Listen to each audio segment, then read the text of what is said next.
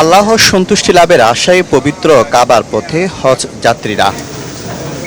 ঢাকার পর এবার চট্টগ্রাম থেকে শুরু হলো হজ যাত্রা। রোববার সন্ধ্যা 6টা 20 মিনিটে সৌদি আরবের উদ্দেশ্যে 419 হজ যাত্রী নিয়ে উড়ে যায় প্রথম ফ্লাইট। ইরানের মুসলমানদেরকে, ফিলিস্তিনের মুসলমানদেরকে সর্বপ্রথম মদিনাতে গিয়ে তাদের জন্যই দোয়া করব। বাংলাদেশের মানুষের জন্য অবশ্যই শান্তি, ভালোবাসা এবং আল্লাহর কাছে রহমত চাইব।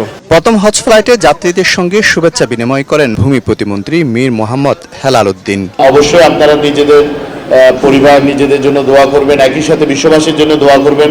চট্টগ্রাম থেকে এবার হজে যাচ্ছেন 5,675 হজ যাত্রী। বিমানবন্দরের পক্ষ থেকে আমরা 24 আওয়ার্স অপারেশনালি অথবা যদি বলেন আমাদের কোনো নিরাপত্তা বা কোনো প্রশাসনিক কার্যক্রম সব দিক থেকে আমরা রেডি আছি।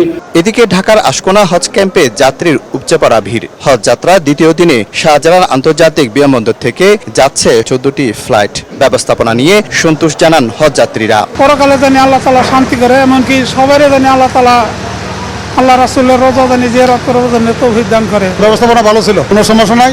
আল্লাহর কাছে দোয়া করব যে আল্লাহ আমাকে তুমি নাজাত দিও, বিশ্ববাসীকে নাজাত দাও, বাংলাদেশকে নাজাত দিও, বাংলাদেশের জন্য কল্যাণ বয়ে আনো। এবছর দেশ থেকে হজ পালন করতে সৌদি আরবে যাচ্ছেন প্রায় ৭৮,০০০ মুসল্লি। শফিকুল আলম, সময় সংবাদ,